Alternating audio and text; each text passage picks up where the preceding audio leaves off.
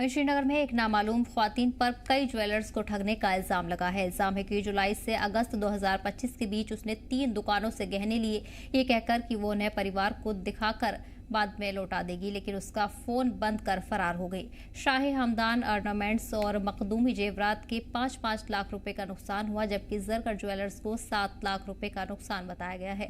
मिलने वाले दस्तावेज और चेक एक आजाद अहमद खान नाम के शख्स से जुड़े बताए जा रहे हैं, जिसे पुलिस हिस्ट्री शीटर और गैंग मेंबर मान रही है। पुलिस ने मामले की जांच शुरू कर दी है, जबकि मुतासिर ज्वेलर्स ने इंतजामिया से जल्द कार्रवाई और इंसाफ की मांग की है।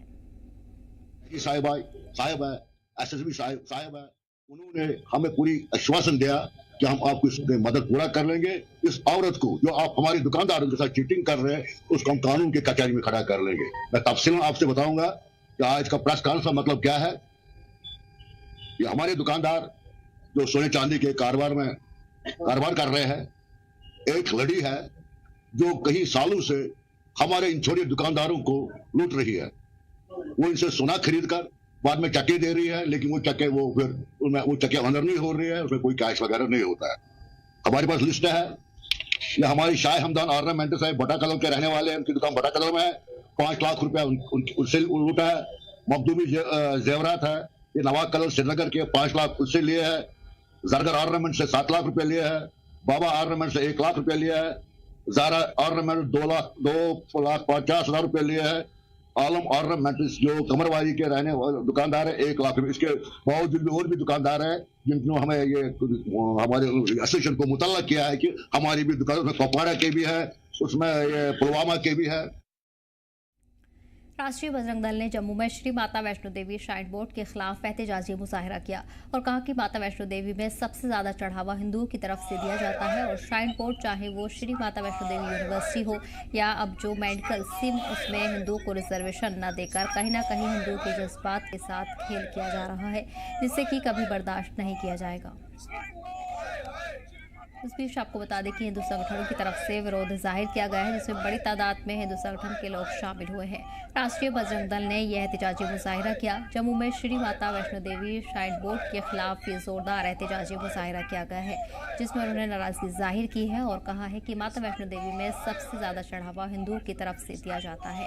वहीं श्राइन बोर्ड, चाहे वो श्री माता वैष्णो देवी यूनिवर्सिटी हो या फिर अब जो मेडिकल सिम है, उसमें हिंदुओं को रिजर्वेशन न देने से कहीं ना कहीं उनके जज्बात को ठेस पहुंचाई जा रही है।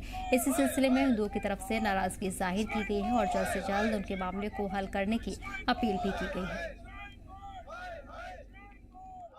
हम गवर्नर साहब से ये पूछना चाहते हैं, जो चेयरमैन है, कि आपको चाहिए था एक रेगुलेशन लाकर हिंदुओं के लिए कम से कम 80% सीटें जो हैं वो आरक्षित होनी चाहिए थी, क्योंकि सारा पैसा, सारा खर्चा जो है वो श्राइन बोर्ड के अंदर से जाएगा। और अब जो सीटें यहां पर हुई हैं, तो हम कश्मीर के लोगों को अपने पैसे से डॉक्टर बनाएंगे? ना तो आपने श्री माता वैष्णो देवी यूनिवर्सिटी के अंदर कोई सीट हिंदुओं के लिए आरक्षित की और ना अभी मेडिकल कॉलेज के अंदर की। तो हम इसके ऊपर कड़ी आपत्ति दर्ज करवा रहे हैं और श्री माता वैष्णो देवी श्राइन बोर्ड के चेयरमैन गवर्नर साहब और श्री माता वैष्णो देवी श्राइन बोर्ड के सीईओ साहब, उनसे ये अपील कर रहे हैं कि आप इसके ऊपर सख्त निर्णय जो है वो जल्द से जल्द लें। इस बीच आपको बता दें कि वैष्णो देवी श्राइन बोर्ड के खिलाफ एहतजाज किया गया है, जिसमें बड़ी तादाद में लोग शामिल हुए हैं। राष्ट्रीय बजरंग दल की तरफ से यह एहतजाज किया गया, जहां उनकी तरफ से नाराजगी जाहिर की गई है। उनका कहना है कि हिंदुओं को रिजर्वेशन न देने पर यह नाराजगी जाहिर की जा रही है। हिंदुओं के जज्बात को ठेस पहुंचाने का भी इल्जाम लगाया है। इस दौरान बजरंग दल ने आज सड़कों पर उतरकर एहतजाज किया है। श्राइन बोर्ड के खिलाफ ये एहतजाज किया गया है। लंबे वक्त के बाद उनकी तरफ से अब एहतजाज किया गया है, जहां उनकी तरफ से नाराजगी जाहिर की जा रही थी।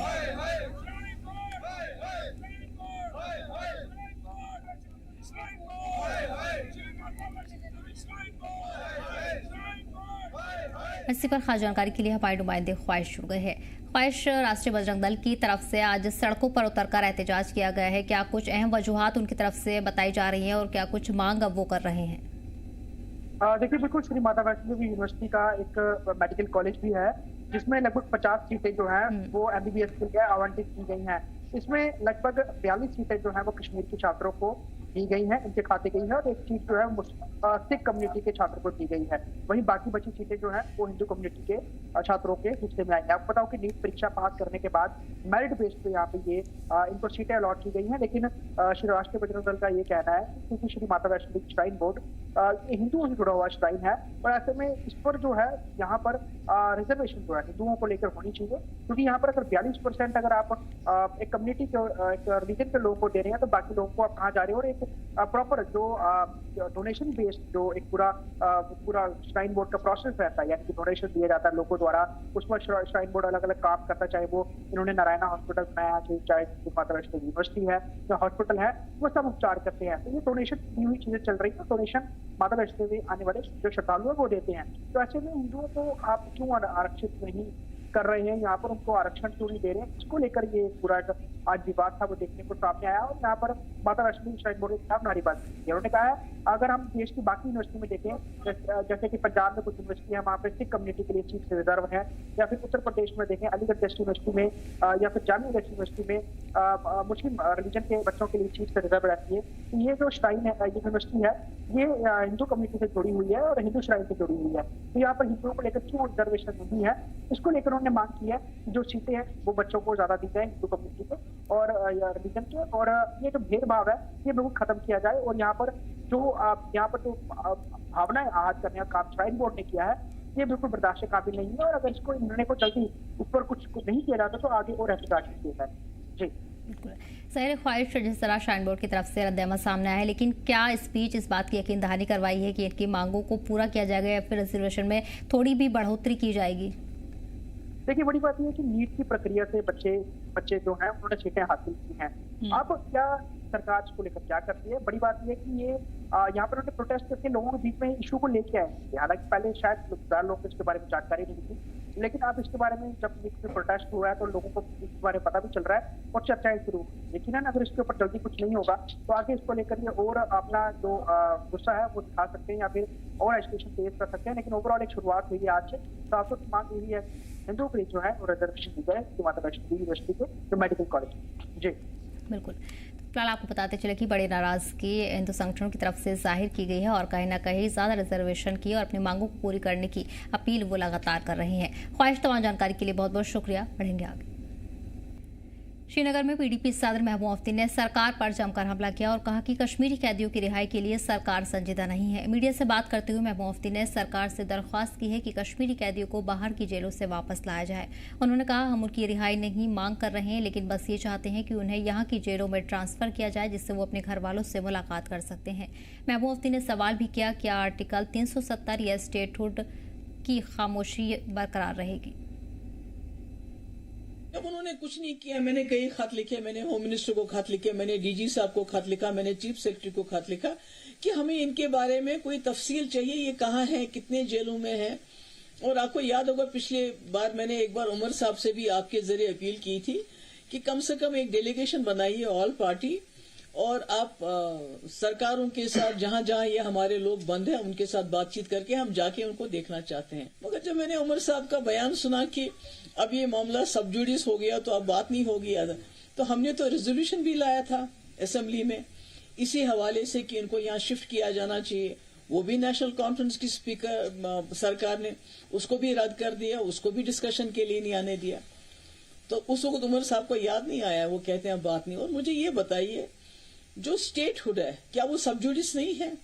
उमर साहब कितनी बार प्राइम मिनिस्टर से मिले, कितनी बार होम मिनिस्टर से मिले और बाहर उन्होंने कितनी बार बयान दिया स्टेटहुड सब जुडिस होने के बावजूद कि हमें स्टेटहुड मिलना चाहिए।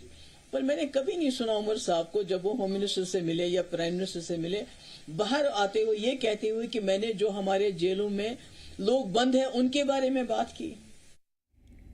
बड़गाम में पार्टी उम्मीदवार के हक में जेके अपने पार्टी के सरबराह सैयद मोहम्मद अल्ताफ बुखारी ने अपनी हिमायत पेश की। उन्होंने कहा कि अपनी पार्टी पहली बार बड़गाम असेंबली हलके से इंतखाब लड़ रही है और इंशाअल्लाह बड़गाम से जीत हासिल करेगी। सैयद अल्ताफ बुखारी ने कहा कि पीडीपी और एनसी ने हमेशा बड़गाम के लोगों को धोखा दिया है। उन्होंने कहा कि अब वक्त आ गया है कि यहाँ के लोग किसी और पार्टी या किसी नए उम्मीदवार को मौका दें।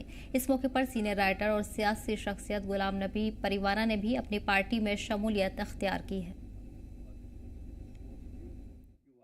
हमारे लिए ये पहला मौका है कि हम बड़गाम में चुनाव में हिस्सा ले रहे हैं, लेकिन लोगों तक अपने बात पहुंचाने में हम इस बार कोशिश कर रहे हैं कि 120 गांव हैं इस कॉन्स्टिट्यूंसी के और 1 से 20 पूरे गांव में कवरेज हमारे लोगों ने की है।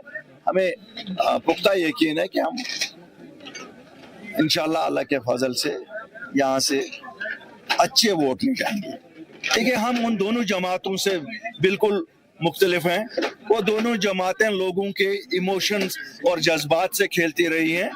चाहे एक जमात है या चाहे दूसरी जमात है, चाहे है तो खानदान एक ही खानदान में से तीनों जमातों ने बीजेपी, नेशनल कॉन्फ्रेंस और पीडीपी ने कैंडिडेट उठाए हैं। मुझे नहीं लगता है उसमें बहुत कोई अंतर है। वैसे भी उनके प्रोग्रामों और पॉलिसीज में कोई अंतर नहीं है, तो यहाँ तो कैंडिडेट्स में भी कोई अंतर नहीं है। अगर कोई न्यामुल बदल है तो बाकी जो कैंडिडेट्स हैं उन्हीं में से न्यामुल बदल लोगों को ढूंढना पड़ेगा।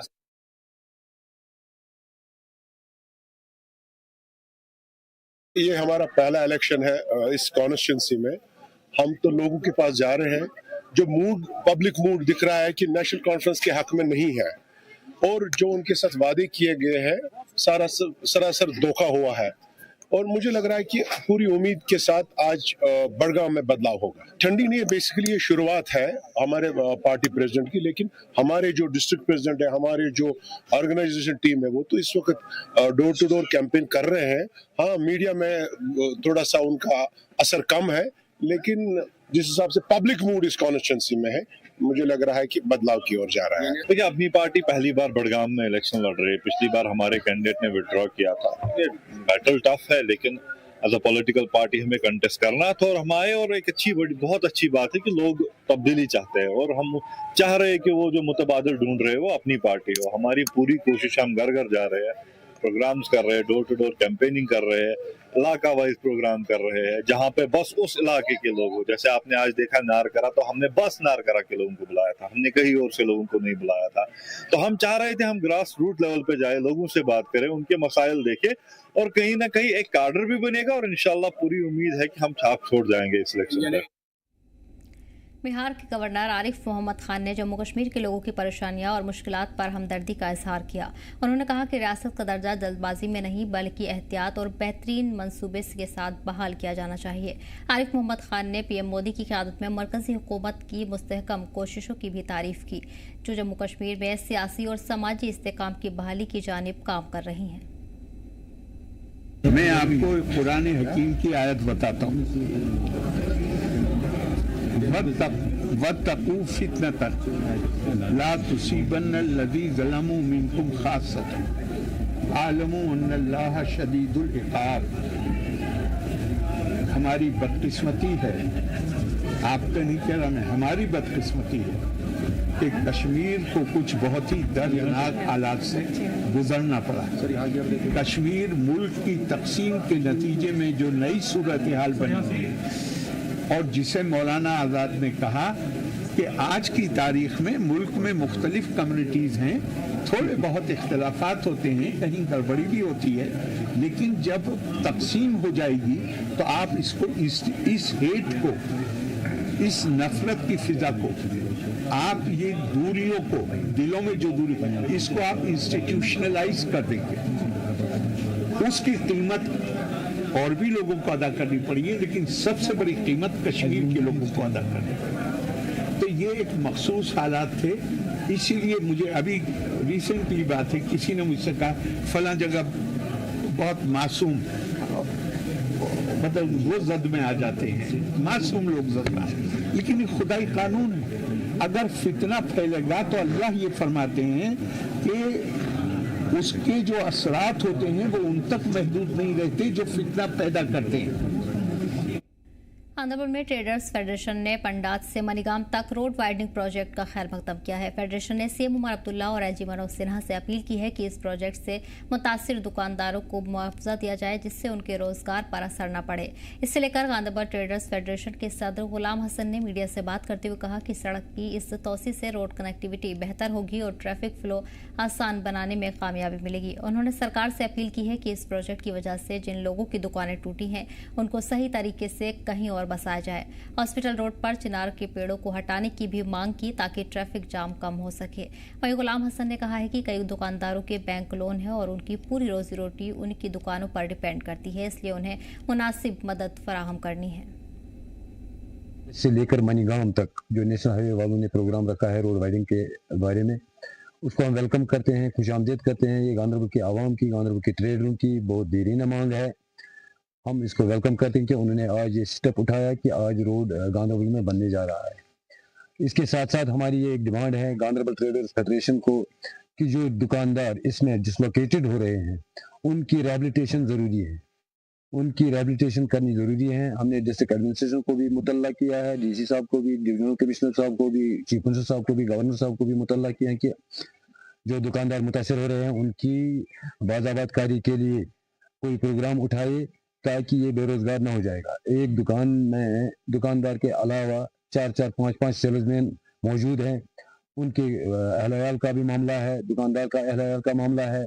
उसके साथ साथ दुकानदार को दुकान में लाखों रुपए का माल है, उसका मसला है, बैंक का मसला है, व्यापारियों का मसला है। अगर इन्होंने कोई प्रोग्राम नहीं रखा है तो कहाँ लेगा ये माल। और वहीं पूरे मुल्क के साथ पुंछ में भी गुरु पर्व गुरु नानक देव का उत्सव मजहबी अकीदत के साथ मनाया गया। इस दौरान जिले के गुरुद्वारों में सिख अकीदतमंदों की भारी भीड़ देखी गई। मेन प्रोग्राम गुरुद्वारा सिंह सभा पुंछ में हुई, जहां बड़ी तादाद में मकामी लोग शामिल हुए। इस मौके पर लंगर भी अकीदतमंदों को तकसीम किया गया। इस दौरान अकीदतमंद बाजारों और सड़कों में कदम रखते हुए गुरु नानक को खराज अकीदत पेश करने के लिए इकट्ठा हुए। मकामी लोगों ने कहा, मैं अपने परिवार के साथ शबब सुनने आया हूँ, रागियों ने बाहर से आए हैं। यह हमारे लिए हर साल की तरह एक खास मौका है। अपने अपने धर्म ਦੇ ਉੱਤੇ और ਭਗਤਾਂ ਦੇ ਨਾਲ ਜੀਵਨ ਬਤੀਤ ਕਰਨ ਦੀ ਹਦਾਇਤ ਦਿੱਤੀ ਔਰ ਜੀਓ ਨਿਰਮਲ ਬਾਹਰੋਂ ਨਿਰਮਲ ਦਾ ਸਿਧਾਂਤ ਜਿਹੜਾ ਸੀ ਉਹ ਸਿਧਾਂਤ ਦਿੱਤਾ ਹੈ ਕਿ ਮਨ ਵੀ ਸਵੱਛ ਹੋਣਾ ਚਾਹੀਦਾ ਹੈ, तन भी स्वच्छ होना चाहिए है, मन के अंदर भी प्रभु परमात्मा का नाम होना चाहिए है। तो फिर जो साडे बाहर दे जो चिन्ह ने, धार्मिक चिन्ह ने, ये साडी बाडी ते साडे शरीर ते सुशोभित हो सकते हैं। तो आओ गुरु नानक पातशाह के इस फलसफे को समझ सकीए, इसके मुताबिक अपना जीवन बतीत कर सकीए। सारिਆਂ ਨੂੰ बहुत बहुत बधाई। कठुआ में सिख धर्म के पहले गुरु श्री गुरु नानक देव जी का प्रकाशोत्सव बड़ी ही अकीदत और मजहबी जोश के साथ मनाया गया। मेन प्रोग्राम सावनचक गुरुद्वारा साहिब में हुआ, जहां पिछले 2 दिनों से चल रहे श्री अखंड पाठ साहिब में भोग डाले गए। इसके बाद स्पेशल कीर्तन दीवान सजाया गया, जिसमें रागी जत्थों ने गुरबाणी कीर्तन कर संगत को निहाल किया गया। इस मौके पर मजहबी रहनुमाओं ने गुरु नानक देव जी की तालीम और उनकी जिंदगी पर भी रोशनी डाली। गुरु नानक देव जी के जन्म दिवस की आप सबको हार्दिक शुभकामनाएं। और मैं ये भी प्रे करूँगा, दुआ करूँगा, प्रार्थना करूँगा कि आने वाला जो वक्त है सारा पीसफुल, जिस भाईचारे को संदेश गुरु नानक देव जी ने दिया था उसको पालन हम करें, इरिस्पेक्टिव ऑफ हम किस फेथ को बिलीव करते हैं या प्रोफेस करते हैं, और एक भाईचारा बना के अपने कठुआ की और अपने देश की तरक्की के लिए काम करें। ਜਿਹੜੇ ਵੀ ਕਿਸੇ ਧਰਮ ਤੋਂ ਹੋਦੇ ਸਿੱਖ ਕੌਮ ਹੈ ਉਹ ਜਿਹੜਾ ਗੁਰਬਾਣੀ ਨਾਲ ਜੁੜਨ, ਆਪਣਾ ਨਾਮ ਸਿਮਰਨ ਕਰਨ, ਆਪਣੀ ਕਿਰਤ ਕਮਾਈਆਂ ਕਰਨ, ਨੇਕ ਕਮਾਈਆਂ ਕਰਕੇ ਜੋ ਆਪਣਾ ਪਰਿਵਾਰ ਦਾ ਪਾਲਣ ਪੋਸ਼ਣ ਕਰਨ। ਔਰ ਜੋ ਦਸਵੰਧ ਹੈ, ਕਿਉਂਕਿ ਅੱਜ ਦੇਖਦੇ ਹੋ ਕਿ ਅੱਜ ਸਿੱਖ ਸਮਾਜ ਜੋ ਜਿੱਥੇ ਵੀ ਕੋਈ ਆਪਦਾ ਆਉਂਦੀ ਹੈ, ਜਦੋਂ ਕੋਈ ਵਿਪत्ति ਆਉਂਦੀ ਹੈ, ਸਿੱਖ ਸਮਾਜ ਵੱਧ ਚੜ ਕੇ ਉੱਤੇ ਦੇਸ਼ਾਂ ਵਿੱਚੋਂ ਹੋਣ, ਵਿਦੇਸ਼ਾਂ ਵਿੱਚੋਂ ਹੋਣ, ਪਿੰਡਾਂ ਵਿੱਚੋਂ ਹੋਣ, ਸ਼ਹਿਰਾਂ ਵਿੱਚ ਆਪਣੀ ਸੇਵਾ ਕਰਦੇ ਨੇ। ਉਸ ਗੁਰੂ ਨਾਨਕ ਦੇਵ ਜੀ ਦਾ ਹੀ ਜੋ ਸਾਡਾ ਸਿੱਖਿਆ ਹੈ, ਅਸੀਂ ਸਿੱਖਿਆ ਨੂੰ ਮੁੱਖ ਰੱਖਦੇ ਹੋਏ ਜਿਹੜੇ ਜੋ ਅਸੀਂ ਪ੍ਰੋਗਰਾਮ ਜਿਹੜੀ ਸਿੱਖ ਕੌਮ ਉੱਤੇ ਚੱਲ ਰਹੀ ਹੈ, ਮੈਂ ਇੱਕ ਵਾਰ ਫਿਰ ਆਪਣੀ ਤਰਫੋਂ, ਆਪਣੀ ਸਾਰੀ मैनेजमेंट कमेटी तरफों वार्ड नंबर 13, 14, 21 कठुआ तमाम जिले की सिख संगतां वालों गुरु नानक देव जी गुरपुरब दी लख लख बधाइयां देना। वाहिगुरू जी का खालसा, वाहिगुरू जी की फतेह।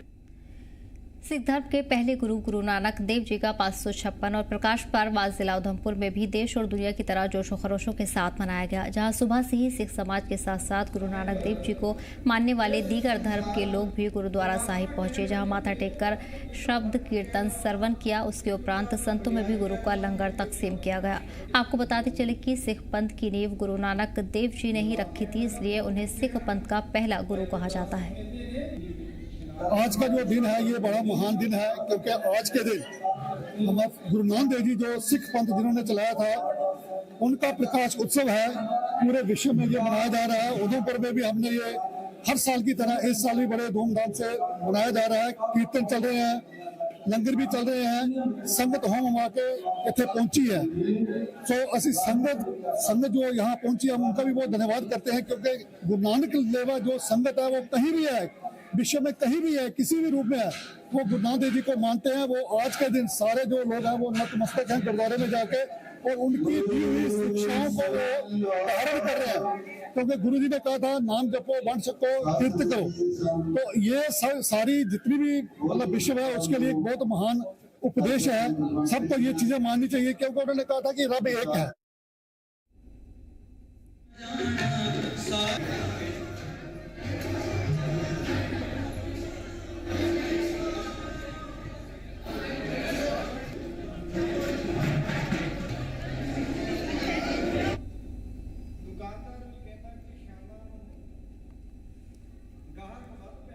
क्या जानता कि जो हजरत मोहम्मद साहिब इस संसार परमात्मा कहने लगे। गुरु पर्व के मौके पर सिख समाज ने आज लद्दाख वादी में गुरु नानक देव जी की जन्म जयंती बड़े ही मजहबी और जोशो खरोशों के साथ मनाई। खास तौर पर लेह में गुरुद्वारा पाथर साहिब में प्रोग्राम किया गया। ये गुरुद्वारा उस वक्त की याद में बनवाया गया था जब गुरु नानक देव जी ने लद्दाख का दौरा किया था। खालसा वाहेगुरु जी की फतेह।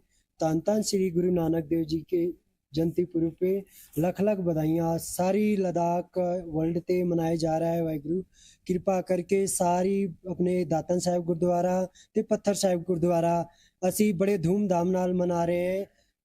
गुरु महाराज के सदका नाल देश विदेशों ते भी असी मना रहे। वाहिगुरु अपने पत्थर साहिब गुरुद्वारा कीर्तन दरबार ते लंगर कथा कीर्तनी सारी जथे आई है। वाहिगुरु कृपा करके अब सारी संगतां नूं बेनती है कि उत्थे पहुंचिए तो लाह लीए गुरु महाराज के इन्ने प्रचार प्रसार किते हैं। वाहिगुरु असी भी उस राह ते चलने की कृपालता करिए। कीर्तन होएगा गुरु महाराज दा, कीर्तन दा दरबार सजेगा, देश और विदेश तो संगतां आईयां हन। उत्थे सारियां नूं बेनती है कि वो पत्थर साहब पहुंच दी कृपालता करन, अपना गुरबाणी दे नाल अपना रस मारन। गुरु नानक देव जी की महान कृपा हुई है जे जो 20 रुपए का लंगर जो आजकल सिख कौम लंगर चला रही है, गुरु नानक देव जी की महानता है। उन्होंने 20 रुपए का लंगर स्टार्ट किया सी, उन्होंने घर वाले ने फादर साहब ने 20 रुपए दिते सी कि भाई तू कोई कम कार कर ले। उन्हें 20 रुपए लैके ते साढ़े वर्गिया भुखिया का भी पेट भरिया। उस तो लैके अज तक ये 20 रुपए का लंगर जोड़ा है गुरु नानक देव जी की देन है। ये हमेशा